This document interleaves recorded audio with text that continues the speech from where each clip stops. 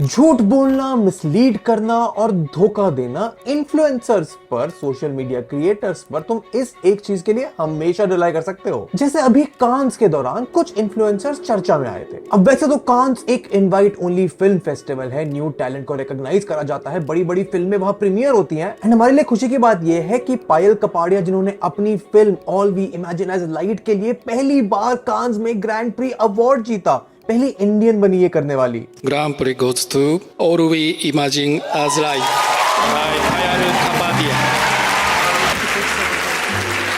Please don't wait 30 years to have another Indian film. लेकिन उनके इस हिस्टोरिक जी से ज्यादा तुम्हें क्या सुनने को मिला कि इंडिया के बड़े बड़े इन्फ्लुएंसर जैसे नैन्सी त्यागी, आयुष मेहरा, नमिता ठाकुर, विराज गलानी, राज चवानी, विष्णु कौशल, चरण हेगड़े कांस में इंडिया को रिप्रेजेंट करके पहुंचे। अब अच्छी बात है वो वहां तक पहुंचे, लेकिन जनता नाराज इस बात से नहीं है। वो तो जब रूमर्स बाहर आए कि कांस में ये इन्फ्लुएंसर्स, क्रिएटर्स इंडिया को रिप्रेजेंट करने के लिए इन्वाइटेड नहीं थे, बल्कि पैसे देकर गए थे। क्योंकि journalist and feature writer Aishwarya Subramanyam ने CNBC TV 18 को बताया कि कांस में रेड कारपेट का इनविटेशन पाने की कॉस्ट लगभग 30 लाख रुपए थी। कोई भी इन्फ्लुएंसर कांस के ब्रांड पार्टनर के द्वारा ऑनबोर्ड करा जाएगा, जिसको वो कांस लेके जाएंगे और वो ब्रांड के लिए कंटेंट बनाएगा। ब्रांड को मिलेगा कंटेंट और इन्फ्लुएंसर्स को फेम और रेलेवेंस। इंडिया में कांस का ऑफिशियल स्पॉन्सर ब्रूट था, जिनके थ्रू ये सारे इन्फ्लुएंसर्स कांस गए थे। अब किस इन्फ्लुएंसर ने कितने पैसे दिए या नहीं, उसकी सच्चाई तो उन्हें ही पता है। लेकिन इस बात में कोई शक नहीं है कि बड़े बड़े इन्फ्लुएंसर्स अक्सर अपने फायदे के लिए अपनी जनता को डिसीव करने से नहीं चूकते। अब ये एग्जांपल तो इंडिविजुअल फेम और रेलेवेंस के लिए था, लेकिन इन्फ्लुएंसर द्वारा ऐसे ही सोशली इररिस्पॉन्सिबल एक्शंस तब देखे जाते हैं जब ये लोग अपनी ऑडियंस एंड फॉलोअर्स को वो प्रोडक्ट्स एंड सर्विसेज यूज करते हैं जो वो खुद यूज नहीं करते या फिर उनकी ऑडियंस के लिए पोटेंशियली हार्मफुल हो सकते हैं। Gambling, tobacco, alcohol, risky investments, ये सब तुम्हें देश के बड़े से बड़े क्रिएटर्स प्रमोट करते दिखेंगे। एंड क्योंकि लोग अपने फेवरेट इन्फ्लुएंसर्स की बात से बहुत जल्दी मनमोहित हो सकते हैं, ये बात समझते हुए गवर्नमेंट ने सोशल मीडिया इन्फ्लुएंसर्स के लिए एडवाइजरीज इशू करी कि offshore betting app, illegal investment apps को प्रमोट ना करें। लेकिन इस सब को कंप्लीटली इग्नोर करते हुए इन्फ्लुएंसर्स अपनी ऑडियंस के ट्रस्ट का मिसयूज करते हुए अक्सर पाए जाते हैं। इसी क्लाउड, फेम और पैसों के चक्कर में इन्फ्लुएंसर्स कई बार सोशली रिस्पॉन्सिबल तो होते दिखते ही हैं, लेकिन कईयों ने तो अपनी फैमिली वैल्यूज तक को बेच दिया। जैसे मेरा तुम्हारा बचपन एक बहुत ही अहम पार्ट है हमारी पर्सनैलिटी का, जिसमें हमें पता है कि कुछ चीजें ऐसी थी जो हमारे प्राइवेट रहनी चाहिए थी, दुनिया के सामने नहीं आनी चाहिए थी। लेकिन ये मौका, ये समझ किड इन्फ्लुएंसर्स को नहीं मिलता है। ये किड इन्फ्लुएंसर्स, बच्चे जो सोशल मीडिया पे पॉपुलर हो गए, इन्फ्लुएंसर बन गए, इनको देखने वाली जनता करोड़ों में है। इनफैक्ट 2025 तक किड इन्फ्लुएंसर्स का मार्केट 2200 करोड़ तक पहुंचने वाला है। एक एक वीडियो के लिए ये बच्चे ब्रांड से लाखों चार्ज करते हैं, या फिर ये कहें इनके पेरेंट्स चार्ज करते हैं, जो ये 24 घंटे अपने बच्चों के मुंह पर कैमरा लगा के खड़े रहते हैं। चाहे बच्चा कुछ भी कर रहा हो, उन्हें बस ब्लॉग करके दुनिया को दिखाना है। बच्चों को तो छोड़ो, पूरी फैमिली को कोई ऑनलाइन प्राइवेसी नहीं मिलती। लोग उनको रोज देखते हैं, गलत से गलत कमेंट्स पास करते हैं, और जिस उम्र में बच्चे फ्रेजाइल होते हैं, छोटी छोटी चीज उनके माइंड को मोल्ड कर सकती है, उस पर हर दिन इन पे अलग इंप्रेशन पड़ता है। एंड डेली व्लॉगर्स की बात हो ही रही है, तो इन्होंने भी कोई कसर नहीं छोड़ी है। खाना पीना, घूमने से लेकर घर की लड़ाइयां, बीवी के साथ प्यार, शादी, सुहागरात, सब जनता को देखने के लिए मिलता है। लेकिन सिर्फ डेली व्लॉग करके भी लाइफस्टाइल पूरा का पूरा कैसे बदल सकता है, उसके लिए भी हमारे पास बहुत पॉपुलर एग्जांपल्स हैं। तो सवाल तो ये है कि किस हद तक इन्फ्लुएंसर्स व्यूज और पैसों के लिए गिर सकते हैं, अपनी ऑडियंस को एक्सप्लॉइट कर सकते हैं। क्योंकि शुरुआत में तो सब अच्छे इंटेंशन से कंटेंट बनाते हैं, तो फिर वो पॉइंट कब और क्यों आता है कि इन्फ्लुएंसर्स को उसी ट्रस्ट और अच्छी इंटेंशन को छोड़कर गलत रास्ता अपनाना पड़ता है। क्रिएटर इकोनॉमी काम कैसे करती है, इन्फ्लुएंसर कैसे इस कंटेंट के लूप में फंस जाता है, कॉर्पोरेट और पॉलिटिक्स का कितना बड़ा और क्या रोल रहता है, और अंत में इस सब फसाद में सबसे बड़ी गलती है किसकी, इन्फ्लुएंसर्स, प्लेटफॉर्म्स या खुद उन्हें देखने वाली जनता की। इन सारे सवालों को जवाब और influencer economy, creator economy, content creators के बारे में एक बहुत नया नजरिया तुमको इस वीडियो में देखने को मिलेगा। तो अंत तक देखना, कमेंट जरूर करना, सोच समझ कर करोगे तो रिप्लाई भी मिलेगा। और आओ समझते हैं कि ये influencer lifestyle, the creator life इतनी फेम और पैसे से भरी हुई क्यों और कैसे है। आज से 5-6 साल पहले तक तो इन्फ्लुएंसर शब्द का मतलब भी शायद नहीं मिलता, लेकिन बीते कुछ सालों में ना सिर्फ इस शब्द का मतलब बढ़ा है, अब इसके लिए एक डिग्री भी है। A university in Ireland is offering a bachelor's degree in influencing. तुम चाहो तो आज तुम इस आयरिश यूनिवर्सिटी में एनरोल करके कंटेंट क्रिएशन और सोशल मीडिया में एक बैचलर डिग्री पा सकते हो। एंड ये बहुत इंटरेस्टिंग है क्योंकि इस कोर्स के दौरान स्टूडेंट्स को सीखने को मिलेगा about a range of topics around influencing, which is not as simple as it sounds, क्योंकि यहाँ तुम्हें business skills, crisis management, understanding different monetisation strategies on platforms, video audio editing, podcasting, writing, critical studies, cultural studies, creative writing, public speaking, ये सब तुम्हें एक influencer student होने के नाते सिखाया जाएगा। एंड ये तो बाहर की यूनिवर्सिटी की बात है। इंडिया में खुद बहुत बड़े बड़े YouTubers, agencies, course platforms, online educators ने हजारों लाखों के कोर्सेज बेचे हुए हैं। Master class, cohorts, courses, webinars निकाल रखे हैं जहां पे ये नहीं बताते कि इन्फ्लुएंसर बनना कैसे है, बल्कि तुम्हें गारंटी देते हैं 1 महीने में कैसे 3 लाख फॉलोअर्स करें, YouTube 101, influencer marketing expertise, how to do YouTube, how to become a YouTuber in X steps, how to grow on Instagram, जैसे बहुत सारे कोर्सेज किसी भी आम इंसान के लिए अवेलेबल हैं। स्टडीज के अकॉर्डिंग हर 4 में से 1 जेन जी इन्फ्लुएंसर बनने की एम रखता है। 57% चाहेंगे इन्फ्लुएंसर बनना, उन्हें मौका मिले तो, और 16% ऐसे हैं जिन्हें पैसे खर्चने में कोई दिक्कत नहीं, और सिर्फ 7% है जिन्हें इससे कोई लेना देना नहीं है। तो तुम भी सोच रहे होगे कि ऐसा है क्या इस करियर में, सोशल मीडिया पे कंटेंट बनाने में, कई मायनों में इंटरनेट पे नाच गाना करने में, कॉमेडी करने में, कि इतने सारे लोग इसे करियर बनाना चाहते हैं। अभी अपनी पिछली वीडियो में हमने बात करी थी कि इंडिया में जॉब पाना एजुकेशन के रास्ते से कितना मुश्किल है। एंड अगर तुम किसी भी इन्फ्लुएंसर के करियर को कंपेयर करोगे उस ट्रेडिशनल रास्ते से, जहां उसे पहले स्कूल जाना है, फिर अंडर ग्रेड करनी है, फिर पोस्ट ग्रेड करना है, फिर उसे एक नौकरी मिलेगी, 9 to 5 जॉब करेगा, लाइफ में स्ट्रगल करेगा, कुछ साल पैसे सेव करेगा, एंड तब वो जाके एक डिसेंट लेवल की सैलरी अपने पास लेके आएगा। But on the alternate side एक इन्फ्लुएंसर ये सेम चीज बहुत कम समय में बहुत ज्यादा कमाई कर लेता है। एंड अच्छी बात तो ये है कि इसके लिए तुम्हें कोई वेरिफिकेशन नहीं चाहिए, क्योंकि इंडिया के बहुत सारे क्रिएटर्स इस बात का सोशल प्रूफ है। भुवन बाम, कैरी मिनाती, आशीष चंचलानी, सौरभ जोशी, हर्ष बेनीवाल, ये सब आम लोग हैं जो बहुत हम्बल बैकग्राउंड से आते थे, लेकिन जनता की नजरों के सामने इन्हें वो सक्सेस मिल गई जो इन्हें खुद भी उम्मीद नहीं थी। जहां ऑफिस के एम्प्लॉय के तौर पर पैसा सिर्फ एक सैलरी के तरीके से आता है, इन्फ्लुएंसर्स के पास brand partnership, affiliate marketing, sponsored content, merchandising, fan membership, content licensing, consultant services, monetization की और opportunities, personalized products, video, paid promotion जैसे ना जाने कितने तरीके हैं। वहीं अगर आप सोशल मीडिया पर फेमस हो तो आपको और इंडस्ट्री में ब्रेक थ्रू मिलना आसान हो जाता है। एंटरटेनमेंट में देख लो, जहां ट्रेडिशनल एक्टर्स को सालों साल मेहनत करनी पड़ती है, अपनी एक्टिंग चॉप को सुधारना पड़ता है, कनेक्शन बनाने पड़ते हैं, एजेंट्स ढूंढने पड़ते हैं, तब जाकर एक छोटा सा रोल किसी मूवी में मिलता है। तो वहीं अनुभव सिंह बस्सी ने यूट्यूब पर सिर्फ 7 वीडियोस डालकर अपने आप को इतना रेलेवेंट बना लिया कि रणबीर कपूर जैसे एक्टर के साथ सपोर्टिंग रोल में पूरी की पूरी एक मूवी कर डाली। क्रिएटर्स के पास हमेशा ऑप्शन रहता है कि वो cross platform, cross industries, cross domains काम कर सकें। जैसे हम सबके फेमस बियर बाइसेप इसका बहुत रेलेवेंट एग्जांपल है, जिन्होंने शुरुआत तो फिटनेस से करी थी, वहां से mains grooming, dating, dressing, meditation, spiritualism, podcasting, भूत प्रेत, एनियल, नो फैब, सब जॉनर में कदम डाल दिया बेस्ड ऑन ऑडियंस प्रेफरेंसेस। कहानी का तात्पर्य इतना सा है कि एक इन्फ्लुएंसर, एक ब्रांड, बिजनेस, एंटरप्रेन्योर, सेलिब्रिटी कुछ भी बन सकता है। लेकिन अगर सब इतना ही आसान होता तो क्यों सोशल मीडिया पे कंटेंट बनाने में लोग कतराते हैं? क्यों इंटरनेट पर रील्स बनाने वाले लोगों के ऊपर लोग हंसते हैं? क्यों इन्फ्लुएंसर्स को अक्सर लोग गाली देते हुए मिलते हैं? क्यों सोशल मीडिया क्रिएटर्स को समाज में आज भी ना पसंद करा जाता है अनलेस आप बिल्कुल टॉप पर हो? क्यों इन्फ्लुएंसर्स खुद को इन्फ्लुएंसर बुलाना पसंद नहीं करते? एंड मोर इंपॉर्टेंटली, जिस ऑडियंस का ट्रस्ट पाकर ये लोग इतनी आगे बढ़ते हैं, क्यों उन्हें उसी ऑडियंस को मिसलीड करना पड़ता है? किन हदों तक क्रिएटर्स गिर जाते हैं रेलेवेंट रहने के लिए? क्या मजबूरियां रहती हैं? एंड क्यों वो चाहकर भी इस क्रिएटर बनने के ट्रैप से निकल नहीं पाते?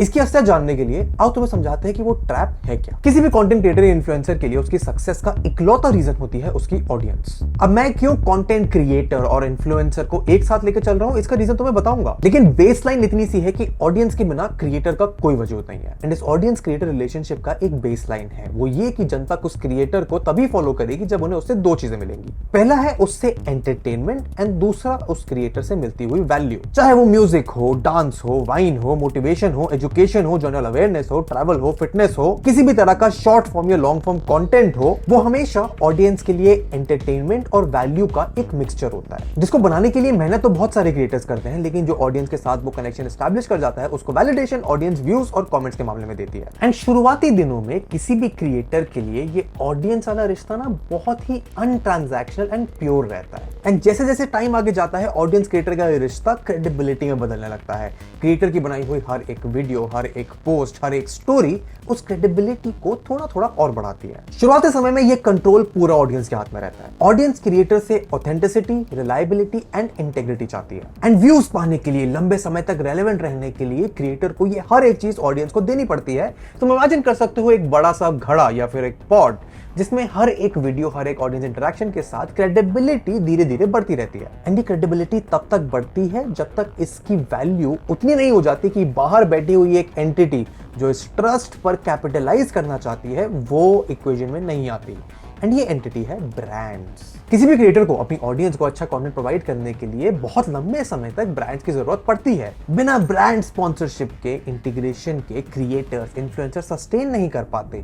और जिस 9 to 5 के ऑल्टरनेटिव वो ढूंढ रहे थे, जिस अच्छी इंटेंशन से उन्होंने कंटेंट बनाना शुरू किया था, बिना सपोर्ट के, बिना एक रेवेन्यू के वो ऑडियंस को लंबे समय तक वो वैल्यू दे ही नहीं सकते। और यहां से शुरुआत होती है इन्फ्लुएंसर मार्केटिंग की। एंड इन्फ्लुएंसर मार्केटिंग कोई छोटी मोटी बात नहीं है। अगर हम 2022 की इंडिया की कंज्यूमर बिहेवियर पर इन्फ्लुएंसर के इंपैक्ट की रिपोर्ट देखें तो उसमें पता चला कि 59% ऐसे लोग हैं जो अपने फेवरेट इन्फ्लुएंसर का रेकमेंडेड प्रोडक्ट ट्राई करेंगे। 52% ऐसे हैं जिनका परचेज डिसीजन इन्फ्लुएंसर के रेकमेंडेशन पर डिपेंड करता है। 52% ही कहते हैं कि जितने ज्यादा फॉलोअर्स उतने चांसेस है कि वो इन्फ्लुएंसर के ओपिनियन को ट्रस्ट करेंगे। और 52% ऐसे हैं जो सेलिब्रिटीज से ज्यादा इन्फ्लुएंसर्स को ट्रस्ट करते हैं। एंड ये कोई छोटा मोटा मार्केट नहीं है। प्रेडिक्टेड है कि 2026 तक ये 3,375 करोड़ का मार्केट होगा। इंडिया में 50% of mobile usage social media platforms पर ही होगा। एंड इसीलिए ये बात सच है कि क्रिएटर्स बिना इन्फ्लुएंसर्स के सर्वाइव नहीं कर सकते, और ये बात भी सच है कि ब्रांड्स अपनी मार्केटिंग को सक्सेसफुल बिना इन्फ्लुएंसर्स पर फोकस करे नहीं कर सकते। इसीलिए बड़े बड़े इवेंट्स जैसे कांस मूवी प्रमोशंस, बड़ी और छोटी ब्रांड्स इन्फ्लुएंसर्स का सपोर्ट लेती हैं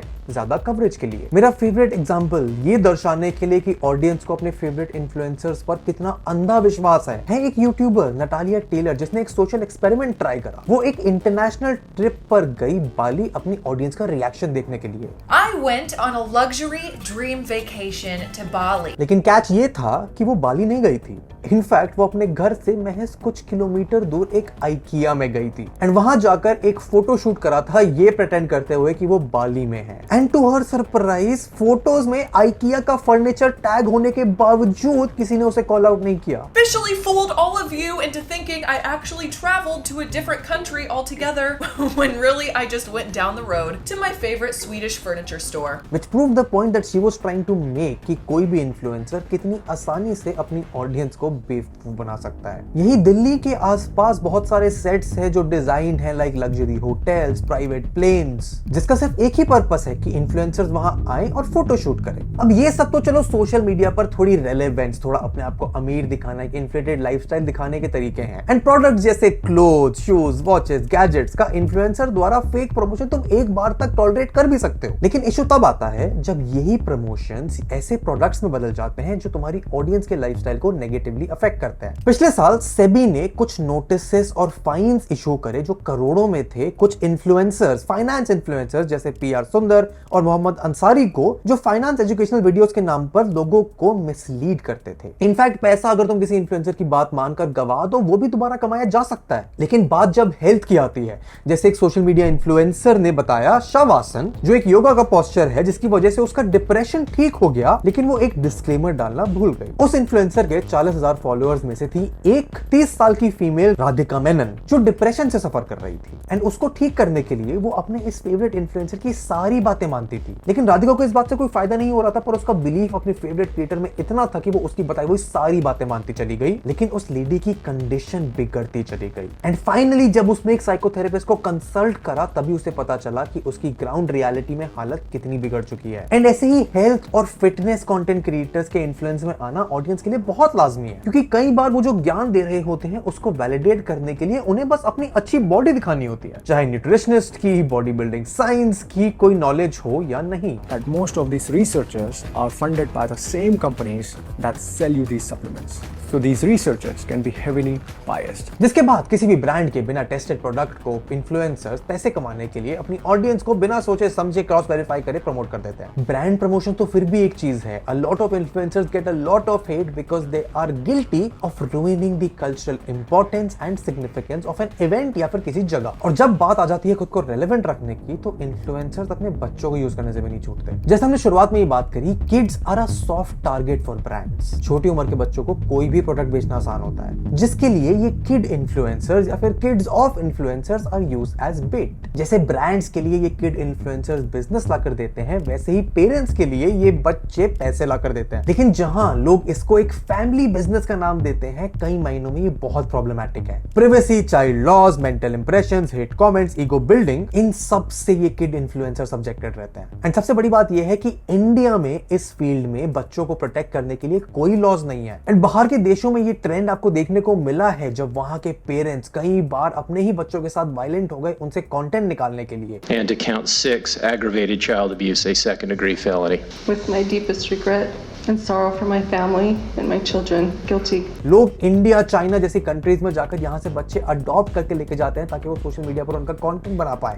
एंड बाहर अब रूल्स एग्जिस्ट करने लग गए हैं। लेकिन असल बात तो ये है कि कई बार चाहकर भी इस कंटेंट क्रिएशन के हैमस्टर व्हील पर जब क्रिएटर्स चढ़ जाते हैं तो अपनी मर्जी से भी उतर नहीं पाते। चाहे वो सोशल मीडिया पर रोज एक शॉर्ट फॉर्म रील बनाने वाला क्रिएटर हो, दुनिया का सबसे बड़ा डेली ब्लॉगर हो। जिस ऑडियंस और क्रिएटर के रिश्ते की, क्रेडिबिलिटी की बात हमने तभी करी थी जब उस घड़े को रेगुलरली क्रिएटर अपने कंटेंट से भरता रहे। एंड अनलेस वो उस ऑडियंस को रेगुलरली वो देता रहेगा जो ऑडियंस डिमांड करती है, उसका बिजनेस, उसका काम करना बंद हो जाएगा, क्योंकि प्रोडक्ट प्रमोट करना, रिकमेंडेशंस कम और धंधा ज्यादा बन गया है। एंड कैसे ये कंटेंट क्रिएशन का हैमस्टर व्हील कई बार क्रिएटर्स को डाउनवर्ड स्पाइरल में लाके खड़ा कर देता है, उसको समझना जरूरी है। एंड इतना आसान नहीं होता है इस हैमस्टर व्हील से निकलना या फिर अपने कंटेंट क्रिएशन करियर को लंबा सस्टेन करना, क्योंकि अगर कंटेंट क्रिएशन के सोशल मीडिया के पिछले 10-15 साल की जर्नी में तुम देखो तो कितने ऐसे क्रिएटर्स हैं दुनिया भर में पॉपुलर थे, पर इसी ट्रेंड के चक्कर में, इसी कंटेंट क्रिएशन के लूप के चक्कर में वो आए, अपनी कंटेंट क्रिएशन की जर्नी को छोड़कर चले गए, उनको रिप्लेस करने के लिए नए क्रिएटर्स आ गए। एंड कैसे ये constant loop of creating content for an audience जो एक इनोसेंट इंटेंशन से शुरू होता है, एक डाउनवर्ड स्पाइरल में बदल जाता है, पता भी नहीं चलता। 19 फरवरी 2019 को जनता के सामने एक 60 मिनट की डॉक्यूमेंट्री आती है। इसका नाम था ऑपरेशन कैरियोके। इस ऑपरेशन में कोबरा पोस्ट द्वारा एक स्टिंग ऑपरेशन करा गया था, जिसमें बहुत सारे बॉलीवुड सेलिब्रिटीज को एक पॉलिटिकल पार्टी की पीआर टीम बनकर इन लोगों ने अप्रोच करा। उनको बोला गया कि पैसों के बदले आप हमारी पॉलिटिकल पार्टी को सोशल मीडिया पर प्रमोट कर दो। अरशद वारसी, विद्या बालन, राजा मुराद, सौम्या टंडन जैसे 36 ऐसे बॉलीवुड सेलिब्रिटीज थे जो ये काम करने के लिए मंजूर कर गए थे। ये बात मैं तुम्हें इसलिए बता रहा हूँ क्योंकि पॉलिटिकल पार्टीज, कॉर्पोरेट एंटिटीज इस ऑडियंस इन्फ्लुएंसर्स के बीच वाले गेम के सबसे बड़े प्लेयर्स होते हैं। वो इन इन्फ्लुएंसर्स को ऑफर ही ऐसा करते हैं जिसको वो मना ही नहीं कर पाते। पॉलिटिक्स में सोशल मीडिया का यूज होना तो अब आम बात हो गई है। हाल ही में ओपन एआई की तरफ से एक रिपोर्ट सामने आई जिसमें यह बताया गया कि इजराइल की एक फर्म ने करंट इलेक्शंस के लिए बीजेपी के अगेंस्ट इन्फ्लुएंसर कैंपेन्स चलाए थे। सिमिलर क्लेम्स तो रशिया पर भी लगे थे यूएस के 2016 इलेक्शंस के दौरान। लेकिन सेलिब्रिटीज और बॉट अकाउंट्स के अलावा ये पॉलिटिकल पार्टीज इन्फ्लुएंसर्स का भी यूज करती हैं। बहुत सारी रिपोर्ट सामने आती है कि कैसे इन्फ्लुएंसर्स पार्टी से बेनिफिट लेकर अपनी ऑडियंस को फैक्ट्स और डेटा मैनिपुलेट करके रिप्रेजेंट करते हैं। एंड इस डेटा और इन्फॉर्मेशन से आम इंसान इतना बॉम्बार्ड होता है कि उसके पास इसको वेरीफाई करने के तरीके भी नहीं रह जाते। वहीं कॉर्पोरेट और ब्रांड स्पॉन्सरशिप की बात करें तो जब तक किसी इन्फ्लुएंसर के पास ज्यादा फॉलोइंग ना हो, उसको हमेशा ब्रांड की टर्म्स से कंप्लाई करना पड़ता है। मैक्रो, माइक्रो, नैनो, हर तरह के इन्फ्लुएंसर्स होते हैं based on the number of followers they have. And इसमें छोटे इन्फ्लुएंसर्स को तो बहुत लंबे समय तक या तो बहुत कम पैसे या फिर फ्री में काम करना पड़ता है, खासकर शॉर्ट फॉर्म क्रिएटर्स को जिनके पास ब्रांड्स के अलावा और कोई तरीका भी नहीं होता पैसे कमाने का। एंड ये मैं तुम्हें इसलिए बता रहा हूं क्योंकि ऐसे में एक ऐसा इंसान जो अपनी उस इनोसेंस से शुरू करे हुए कंटेंट क्रिएशन के जर्नी को सस्टेन करना चाहता है, उसके पास ब्रांड्स की बात मानने के अलावा कोई और तरीका भी नहीं होता। उस बेचारे इन्फ्लुएंसर्स को खुद डील नेगोशिएट करनी पड़ती है ब्रांड्स के साथ, मैनेज मैनेजर्स के साथ, कई बार नेगोशिएशंस लंबी हो जाती हैं, ब्रांड्स कैंपेन कमिट करके बैक आउट कर देते हैं, टाइम से पैसे नहीं बेचते हैं। ये तो मैं तुम्हें अपना एक्सपीरियंस बता रहा हूं। एंड अगर ब्रांड कभी कुछ इलीगल कर भी दे तो उनके पास तरीका ही नहीं होता है उसको लीगल सिस्टम में फाइट करने का, क्योंकि ना उनके पास रिसोर्सेज है ना लीगल एड। इसका बहुत बड़ा एग्जांपल तो फूड फार्मर खुद है, जिसने अपनी कंटेंट क्रिएशन जर्नी के दौरान झेला है बॉर्नविटा से एक केस जिसमें उसे पीछे हटना पड़ा था। साथ ही में इन्फ्लुएंसर्स को पावर डायनामिक्स फेस करने पड़ते हैं, जहां उनको वो ही स्क्रिप्ट पढ़नी होती है जो ब्रांड उनको दे, क्योंकि अगर वो आनाकानी करेंगे तो इन्फ्लुएंसर्स इतने हैं कि ब्रांड दूसरे पर चला जाएगा। इसीलिए तुम्हें कई बार सेम स्क्रिप्ट पढ़ते हुए एक ही ब्रांड के स्पॉन्सर वाले सेगमेंट को काफी क्रिएटर्स मिलता है। एंड इस करियर में आने का कोई पहली बार कोर्स भी नहीं लेता है, सब अपने ट्रायल एंड एरर से एक सर्टेन लेवल तक पहुंचता है। एंड जिन क्रिएटर्स ने अपनी जर्नी नई शुरू करी होती है बिना किसी असिस्टेंस के, गाइडेंस के, मेंटोरशिप के, उन्हें नहीं पता होता कि किस ब्रांड के साथ कैसे काम करना है, क्या काम करने के तरीके होते हैं, क्या लीगल पावर उनके पास है, क्या उनके राइट्स है, कितना पैसा उनको मिलना चाहिए, कितना नहीं मिलना चाहिए। इसकी वजह से वो अक्सर गलत ब्रांड्स के इन्फ्लुएंस में आकर गलतियां कर देते हैं। ब्रांड्स के द्वारा इन्फ्लुएंसर्स को इफेक्टिव मार्केटिंग करवाने के लिए न्यूरो मार्केटिंग का यूज करा जाता है, जिसमें क्लिकबेट यूज करा जाता है, वीडियोस को सेंसेशनलाइज करा जाता है ताकि ज्यादा से ज्यादा व्यूज और एंगेजमेंट बढ़े। तो इन्फ्लुएंसर के दम पर ब्रांड्स उस ट्रस्ट को जो इन्फ्लुएंसर और ऑडियंस ने अपने साथ बनाया होता है उसको मिसयूज करते हैं, और इसका फायदा इन्फ्लुएंसर को भी मिलता है। एंड एक बार जब उसको ये आदत लग जाए कि इस ट्रस्ट को यूज करके आप पैसे कमा सकते हो, तो वो मुश्किल ही कोई मौका छोड़ता है स्पॉन्सरशिप को मिस करने का। लेकिन क्रिएटर इकोनॉमी इतनी खराब होने का कारण क्या गलती इसमें सिर्फ इन्फ्लुएंसर्स और ब्रांड्स की है या फिर कोई और भी जिम्मेदार है? अगर तुम एक बार एक स्टेप बैक लेके जूम आउट करके इन्फ्लुएंसर्स और ऑडियंस के ट्रस्ट का मिसयूज ब्रांड्स क्यों करते हैं इस पर थोड़ा गौर करो तो एक सिंपल सा जवाब सामने आएगा। वो ये कि इस क्रिएटर इकोनॉमी में सबसे बड़ा रोल ऑडियंस का ही है, क्योंकि साफ सीधे मायनों में ऑडियंस की ये अटेंशन एक करेंसी की तरह है और इन्फ्लुएंसर्स और ब्रांड्स हजारों लाखों में कंपीट कर रहे हैं उस अटेंशन को ग्रैब करने के लिए। अगर बाकी यूट्यूब पे आने वाली वीडियोस में से तुमने इस वीडियो को क्लिक करा और यहां तक पहुंच गए हो तो वो इसलिए है क्योंकि इसका title, thumbnail, scripting, narration, editing सब सिर्फ इस कारण करी गई है कि तुम बाकी वीडियोस को छोड़कर सिर्फ ये वीडियो देखो। भले ही तुम्हारे बहुत सारे फेवरेट क्रिएटर्स बहुत ही कोलैबोरेटिव स्पिरिट में तुम्हें दिखे, लेकिन हर एक इंसान इस स्पेस में कंपीट कर रहा है तुम्हारी अटेंशन ग्रैब करने के लिए। इनफैक्ट अगर क्रिएटर्स कोलैबोरेट भी कर रहे हैं तो उसका सिंपल सा कारण यह है कि नई ऑडियंस के पास मेरा कंटेंट पहुंचे और तुम अगली बार दूसरे को छोड़कर मेरा कंटेंट देखो। लेकिन पता है सबसे बड़ा सच इसमें क्या है कि किसी भी क्रिएटर, किसी भी ब्रांड, किसी भी इन्फ्लुएंसर के पास इतनी पावर नहीं है कि वो जबरदस्ती तुम्हारी अटेंशन तुमसे छीन सके। एंड इसीलिए वो ब्रांड्स और क्रिएटर्स तुम्हें कंडीशन करते हैं।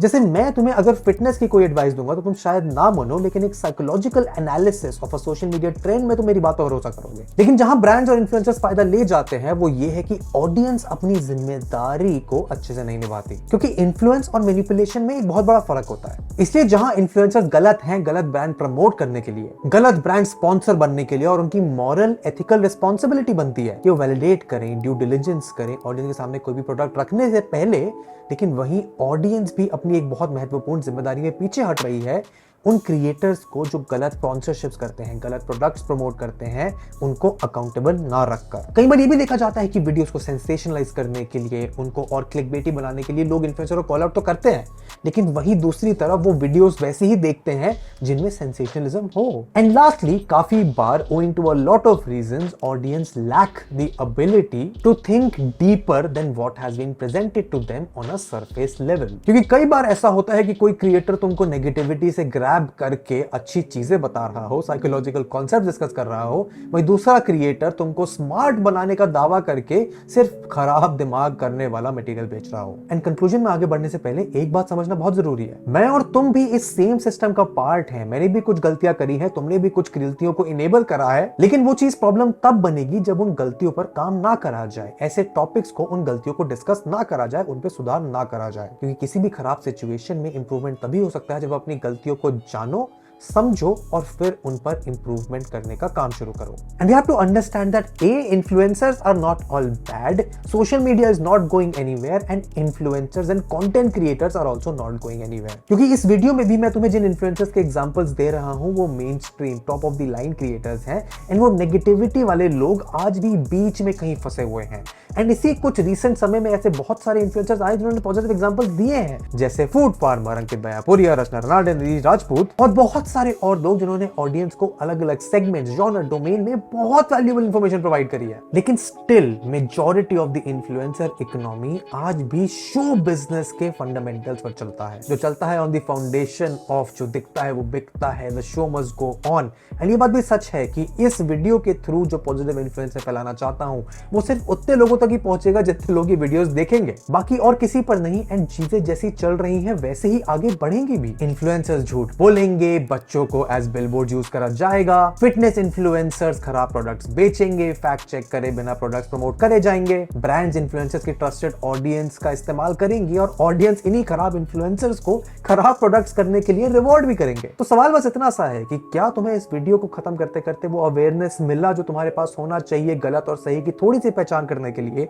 या फिर क्या यूएस और यूके जैसे स्ट्रिक्ट लॉज इंडिया में इस इन्फ्लुएंसर मार्केटिंग कंटेंट क्रिएशन की दुनिया में आने चाहिए? और अगर तुम यहां तक आ गए हो तो क्या तुम इस वीडियो को अपने और दोस्तों के साथ शेयर करोगे? ये सब मुझे कमेंट से बताओ। तुम यहां तक आ गए हो तो यूट्यूब एल्गोरिथम कहता है कि ये वीडियो तुम्हें और भी अच्छी लगेगी। इनफैक्ट यहां पर ऐसी और वीडियोस की पूरी एक प्लेलिस्ट है जो हमारे हफ्ते लेके आते रहते हैं, इनको चेकआउट करो। नीचे अपने थॉट्स इस बिजनेस के बारे में मुझे बताओ, अपने फेवरेट इन्फ्लुएंसर का नाम बताओ, अच्छा कमेंट करोगे तो रिप्लाई मिलेगा। Thank you for watching till the and.